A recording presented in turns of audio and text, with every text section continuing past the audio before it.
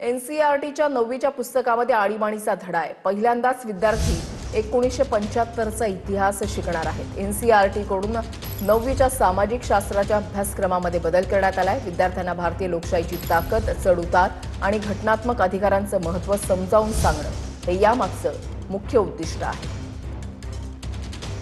प्रमोद जगताप आमचे प्रतिनिधी या संदर्भातली अधिक माहिती देतील। प्रमोद।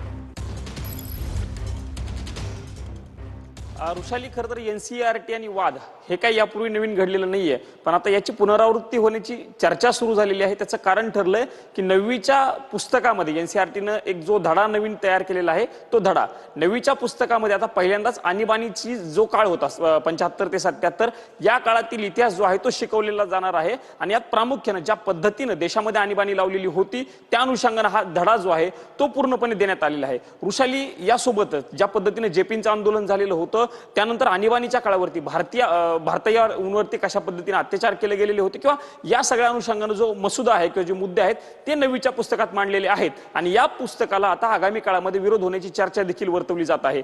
या पुस्तकातील या चॅप्टरला खरं तर काँग्रेस असेल किंवा इतर विरोधी पक्षांकडून विरोध केला जाण्याची शक्यता आहे, कारण ज्या पद्धतीने आणीबाणीवरती वारंवार काँग्रेसकडून बोललं जातं, काँग्रेसकडून देखील या सगळ्याचा शेल्ड केल्याचा प्रयत्न केला जात असतो। पण 9वीच्या इतिहासाच्या पुस्तकामध्ये 9वीच्या सामाजिक शास्त्राच्या पुस्तकामध्ये खरं तर हा धडा असल्यानं आगामी काळामध्ये आता वाद जो आहे तो तयार होण्याची शक्यता वर्तवली जाते। एनसीईआरटी कडून हे सांगितलं गेलेलं आहे की विद्यार्थ्यांना आणीबाणीची माहिती कळली जावी, आंदोलन कशा पद्धतीने होती, त्या काळामध्ये कशा पद्धतीने विरोधी पक्षनेते असतील।